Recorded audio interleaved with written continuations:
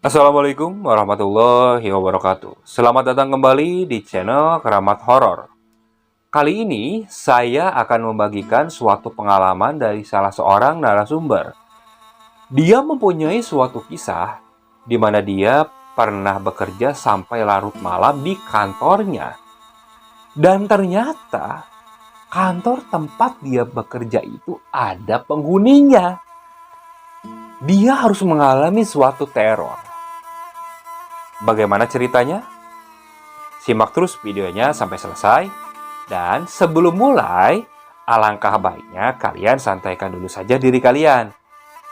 Kalau mau ngopi, silakan sambil ngopi. Kalau mau makan, silakan sambil makan. Yang mau ngemil, silakan sambil ngemil.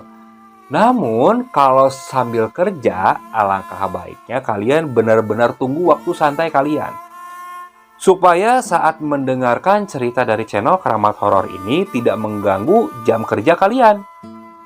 Kalau sudah, kita mulai ke ceritanya.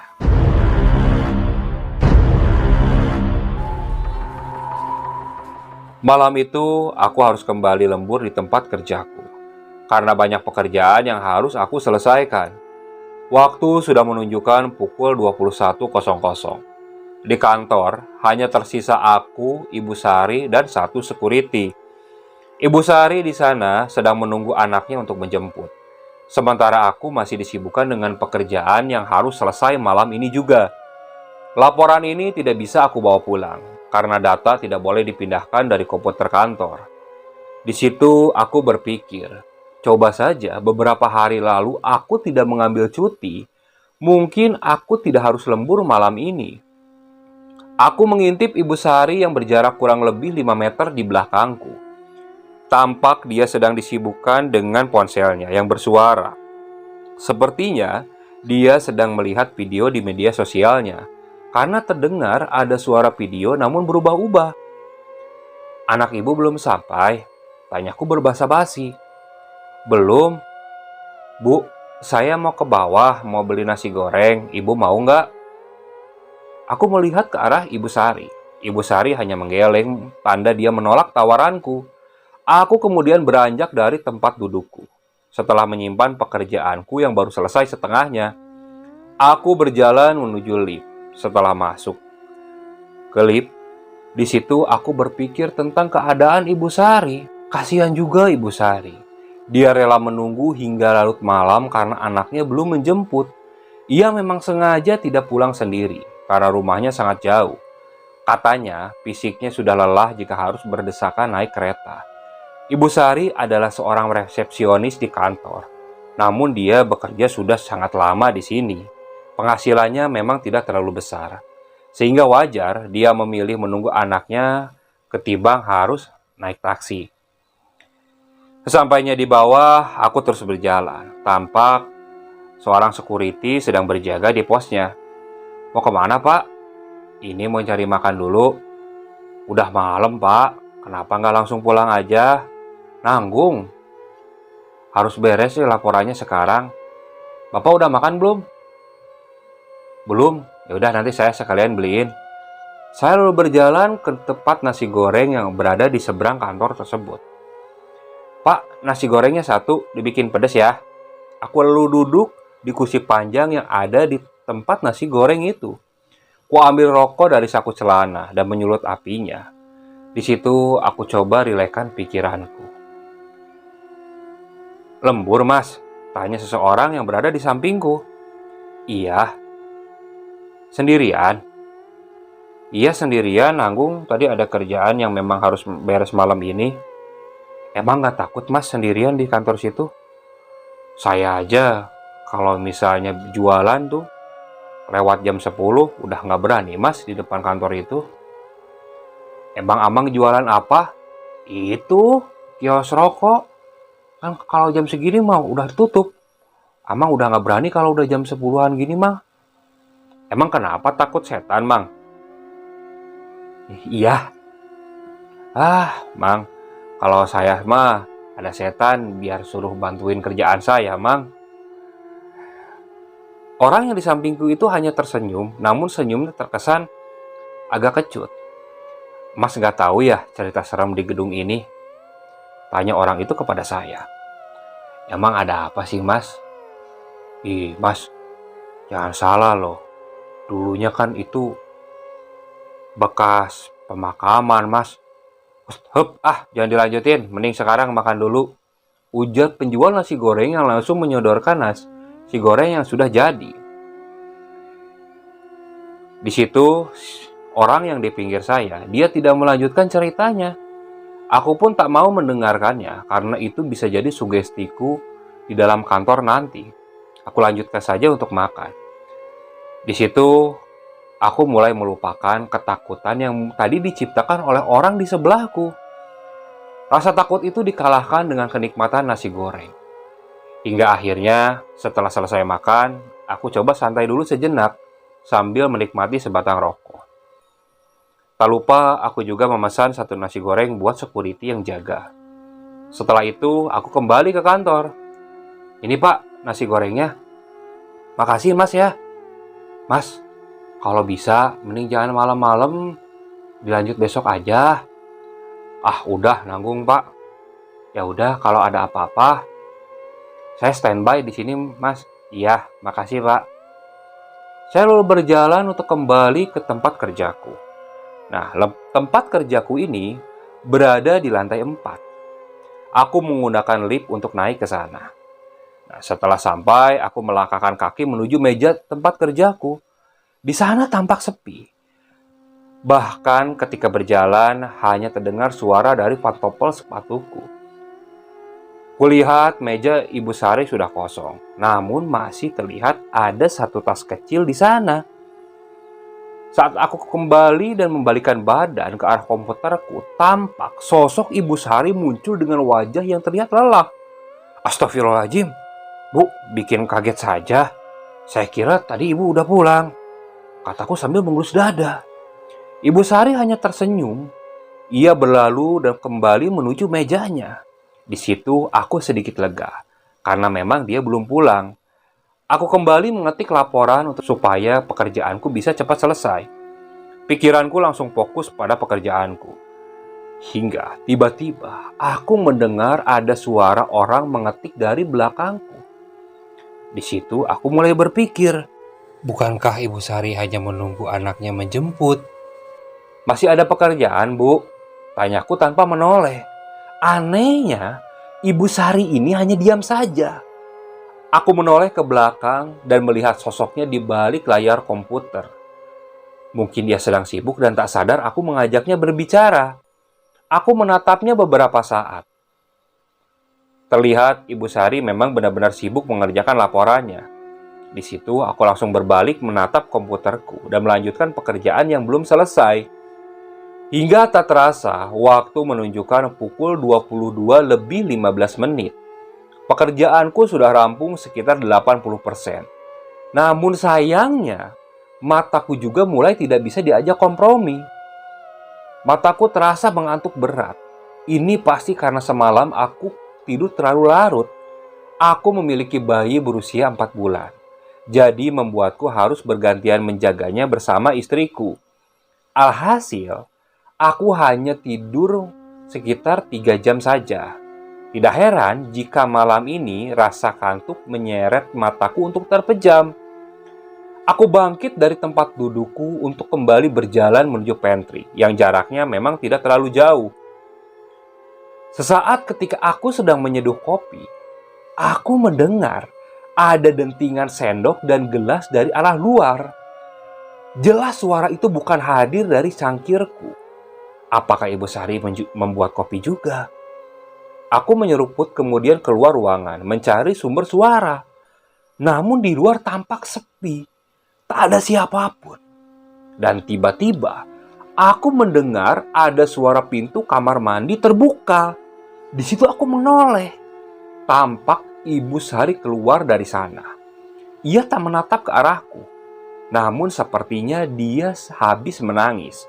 Aku tidak menyapanya, hanya tersenyum canggung. Ia kembali ke mejanya, diikuti olehku yang melangkah di belakangnya. Baru saja aku terduduk di kursi, aku mendengar tangisan tertahan dari Ibu Sari. Suaranya sangat sedih dan menyayat hati, sehingga aku tak berani menoleh ke arahnya. Aku tak mau menyentuh ruang privasinya dan memutuskan untuk kembali bekerja. Hingga tak berapa lama, aku mendengar ada pesan masuk dari ponselku. Aku coba cek, dan saat kulihat, aku benar-benar terkejut. Bagaimana tidak? Karena pesan itu dikirim oleh Ibu Sari. Aku coba buka isi pesannya. Nak Andi, maaf, tolong lihat ke meja saya. Sepertinya ada tas kecil saya yang tertinggal di atas meja.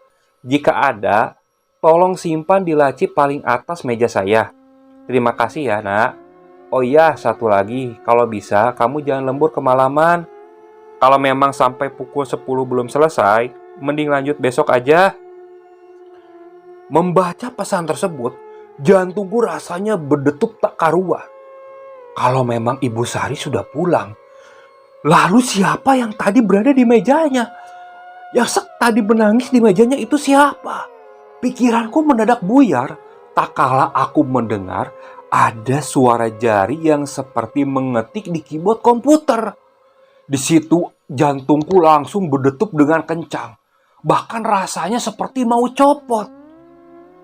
Aku takut, panik, dan bingung. Aku tak berani menoleh ke belakang. Aku hanya diam saja mematung di meja tempat kerjaku. Suara ketikan itu masih terdengar jelas di belakangku. Aku coba memberanikan diri, ingin rasanya aku menoleh. Aku coba hitung sampai 3 hitungan. Namun, saat aku hitung sampai 2, tiba-tiba suara ketukan yang awalnya biasa menjadi suara hentakan di meja tersebut. Di situ aku benar-benar takut. Aku langsung berdiri dan berlari ke arah pantry. Sampainya di pantry, aku langsung bersembunyi di bawah meja. Rasa takut benar-benar memenuhi kepala dan perasaanku. Aku bingung. Bahkan, air mataku langsung mengalir. Aku tak peduli orang memandangku apa. Namun ingin rasanya aku berteriak sekencang-kencangnya. Tapi, aku berada di lantai 4. Apakah security di bawah bisa mendengarnya? Aku coba mengecek handphoneku. Parahnya, ternyata saat aku cek, handphoneku itu tertinggal di meja tempat kerjaku. Di situ aku benar-benar bingung. Apalagi suara ketikan itu masih terus saja terdengar. Aku diam sambil memejamkan mata. Hingga situasi tersebut ada sekitar 15 menitan. Saat aku masih menajamkan telinga, aku tak mendengar kembali ada suara ketikan ataupun bunyi di ruangan tempat kerjaku. Di situ, aku mulai berdiri. Aku coba kumpulkan keberanianku. Aku mengintip sejenak. Kulihat, di sana sudah tak ada siapapun. Bergegas, aku berlari kecil menuju meja tempat kerjaku. Pandanganku masih melihat sekeliling. Takutnya ada sosok yang menakutkan mendadak berdiri di belakangku. Tanganku bergetar hebat. Waktu itu ingin rasanya aku hanya mengesep pekerjaanku dan dilanjutkan besok hari. Namun anehnya, komputer tempat kerjaku itu mendadak seperti error. Dia tidak mau mengesep data. Beberapa kali aku pencet, dia masih saja seperti ngaheng. Di situ aku tambah panik kan. Pandanganku terus saja berkeliling ke sekitar, sedangkan tanganku masih terus mengklik arah mouse. Astagfirullah, astagfirullah, astagfirullah. Tanganku benar-benar bergetar hebat. Tak kala aku mendengar ada suara tawa cekikikan dari arah kamar mandi perempuan. Jantungku benar-benar serasa ingin copot. Air mataku terus saja mengalir, saking benar-benar terasa takutnya. Kulihat komputer masih terus saja ngaheng seperti itu. Hingga tak berapa lama, mendadak, pintu kamar mandi perempuan itu seperti dibanting. Brak! Aku langsung menatap ke arah pintu kamar mandi. Dan di situ kulihat ada sesosok perempuan. Ia berdiri, namun dari wajahnya dia tertunduk. Rambutnya sebahu, namun sebagian rambutnya itu menutupi ke arah wajahnya. Aku tidak bisa menebak siapa perempuan itu. Namun tubuhku waktu itu bergetar hebat. Keringat dingin mulai mengucur membasahi tubuhku. Aku ingin berlari, namun kakiku juga ikut bergetar. Aku ambil ponsel. Karena tanganku bergetar hebat, ponsel itu akhirnya terjatuh ke bawah. Namun aku belum berani untuk menunduk. Pandanganku terus saja menatap ke arah sosok perempuan itu. Sosok perempuan itu hanya berdiri. Di situ, aku cepat-cepat langsung mengambil ponselku dari lantai. Namun saat aku menoleh ke arah sosok perempuan itu kembali, ia sudah hilang. Dengan cepat, aku hendak berlari dari ruangan tempat kerjaku itu. Masa bodoh masalah laporan bisa aku kerjakan esok hari. Aku coba telepon security di bawah, sambil pandanganku terus saja melihat sekeliling. Saat tersambung, Pak, tolong Pak, cepat Pak ke lantai 4 Pak, tolongin saya Pak, cepat Pak. Ucap saya di telepon. Namun, suara yang terdengar dari telepon itu seperti suara gesekan benda. Dan tak berapa lama, terdengar suara perempuan yang lirih dan terkesan cukup menakutkan. Di situ aku lihat speaker kan. Pak, jangan bercanda Pak, jangan nakut-nakutin Pak. Namun, suara dari telepon itu malah terdengar lebih jelas. Suara perempuan yang menangis. Bahkan benar-benar terkesan menakutkan. Aku lalu banting ponselku.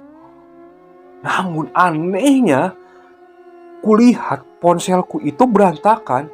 Bahkan baterai dari ponsel itu copot. Namun ponsel itu masih menyala dan mengeluarkan suara tangisan. Di situ aku mundur beberapa langkah. Dan saat aku mundur, aku merasakan badan belakangku seperti menyentuh sesuatu. Padahal jelas-jelas aku berada di tengah-tengah. Dan aku jauh dari posisi tembok ataupun meja. Aku belum berani menoleh ke belakang. Badanku langsung seperti terasa dingin. Aku belum berani menoleh ke belakang. Di situ detak jantungku benar-benar berdetak cukup kencang.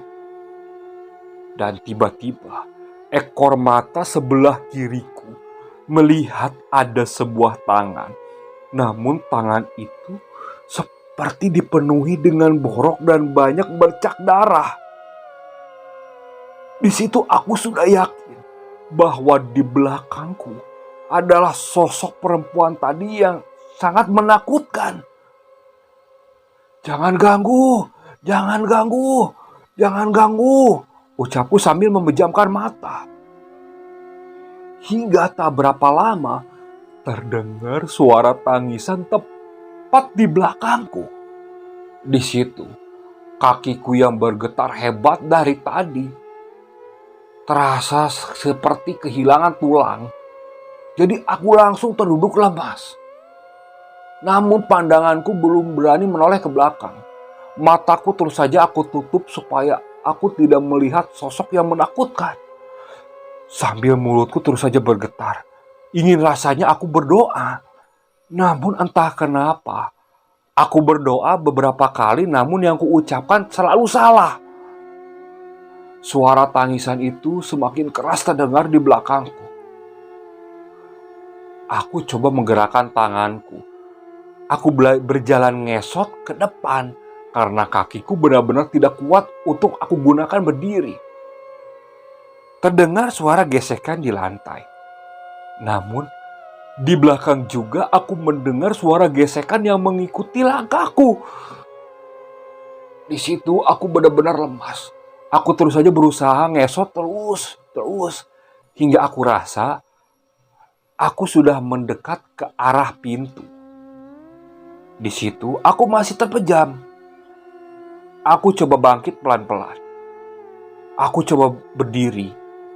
Dengan kakiku yang masih bergetar, akhirnya badanku kuat untuk berdiri.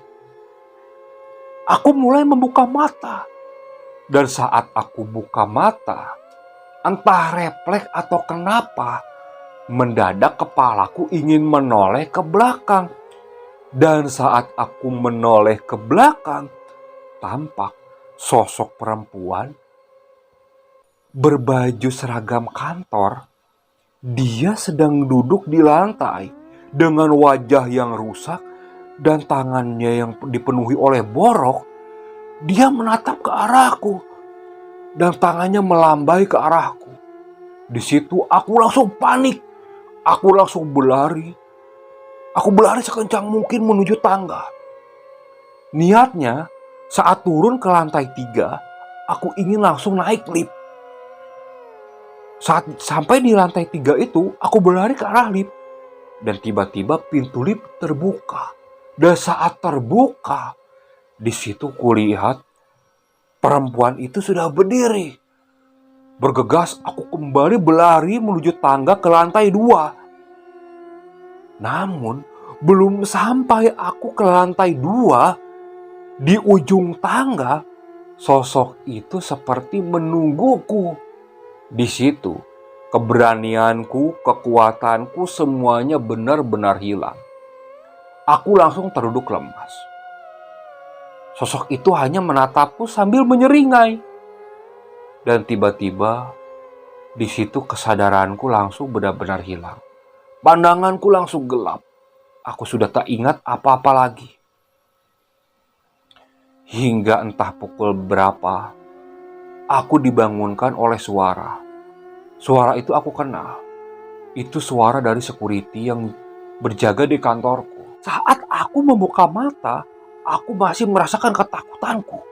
Aku masih melihat sekeliling. Pak, Pak, Pak, kenapa Pak? Ucap security itu yang langsung membuyarkan pikiranku. Pak, Pak, oh iya Pak, iya maaf Pak. Sudah Pak, kita berbicara di bawah aja, di pos. Security itu langsung membopongku karena kakiku waktu itu masih terasa sangat lemas. Setelah sampai di bawah, kulihat jam di kantor security menunjukkan pukul 1:30 malam. Aduh, Pak kok bisa tiduran di situ? Gak tahu Pak. Aku lalu menceritakan apa yang aku alami. Pantesan, tadi kan Bapak nelpon saya. Cuman pas saya halo-halo kok gak ada suara yang kedengar. Kirain saya mungkin kepencet. Ya saya biarin aja. Namun tadi pas jam 1 kok saya gak lihat Bapak turun gitu. Ya memang kebiasaan saya pukul 1 malam saya keliling ke atas Pak. Pas nyampe lantai 2 saya lihat Bapak tergeletak di tangga mau ke lantai 3. Iya Pak, wah bener Pak, takut saya Pak. Makanya Pak, sebenarnya di sini itu dari dulu semenjak saya jaga, ini hanya Bapak yang berani pulang lebih dari jam 10 malam Pak. Gak ada yang berani Pak nyampe lebih dari pukul 10 malam bekerja di sini. Jujur saja Pak, saya juga kalau patroli ke atas, sebenarnya kalau Bapak nggak kerja di atas, saya nggak berani Pak ke atas. Paling nyampe bawah aja Pak. Takut Pak. Emang gimana sih? Waktu saya pertama-tama kerja di sini, saya kira karyawan yang di atas Pak. Jadi dulu saya patroli malam Pak. Nah, dari bawah tuh saya lihat Pak. Dari jendela lantai 4 seperti ada orang. Padahal seingat saya karyawan sudah pulang semua. Nah saya niatnya ngecek. Pukul 11 malam waktu itu Pak. Saya ngecek. Saya cek lantai 1. Semuanya aman. Lantai 2, lantai 3. Nah pas lantai 4 saya lihat Pak, ada perempuan yang duduk tepat di meja Ibu Sari Pak. Saya aneh Pak. Waktu itu asing wajahnya. Takutnya memang itu pegawai baru yang memang belum saya kenal. Saya samperin, kenapa belum pulang? Pas deket Pak, Belum sempat saya pegang pundaknya, itu kelihatan Pak dari samping. Wajahnya rusak Pak, bener-bener nakutin Pak. Wah, di situ cepat-cepat saya langsung lari Pak ke bawah Pak. Dan saya dari situ nggak pernah berani lagi Pak ngecek. Kalau udah di atas jam 10, maksimal itu jam 8 Pak. Ini karena Bapak aja masih di atas. Dan saya lihat motor Bapak juga masih ada di parkiran. Makanya saya ngecek ke atas. Takutnya Bapak ketiduran, niatnya gitu. Lihat Bapak malah pingsan. Iya bener. Aduh, takut tadi serem banget pokoknya. Mukanya saya kapok harus kerja malam kayak gini. Ya udah Pak, sekarang mending pulang aja Pak. Tapi ponsel barang-barang saya udah Pak, nggak bakal hilang Pak. Percaya omongan saya Pak. Jujur aja Pak, saya juga kalau berduaan sama Bapak ke atas nggak berani Pak. Tadi aja karena nekat Pak. Pas Bapak cerita kayak gini, udah lihat kayak gituan, mana berani Pak, mana sekarang masih 1:30 malam Pak. Dia udah, ya juga ya. Ya udah tuh saya langsung pulang aja. Mau diantar nggak Pak? Enggak, saya berani. Namun ketika saya hendak menyalakan motor, pandanganku tiba-tiba menatap ke lantai atas, tepat di lantai 4. Dari jendela, samar-samar aku melihat sosok perempuan yang menatap ke arahku. Di situ aku langsung turun dari motorku dan berlari kembali ke pos security. Pak, kenapa Pak? Itu Pak, di atas Pak. Security tersebut langsung mengambil senter dan diarahkan ke jendela di lantai 4. Namun, di sana tak nampak siapapun. Aduh, Pak, perempuan itu Pak, ngintip di jendela Pak. Udah Pak, mending tidur di pos aja Pak, kalau gitu mah. Aku urunkan niatku untuk pulang, karena jujur saja waktu itu ketakutanku memenuhi perasaanku hingga di jalan bisa-bisa ketakutan itu membuat aku celaka. Jadi malam itu aku akhirnya tidur di pos security. Hingga pagi hari aku langsung izin karena badanku langsung tidak enak. Jujur saja, aku tidak kuat juga untuk bekerja. Karena rasa takut dan tambah lagi kurang tidur.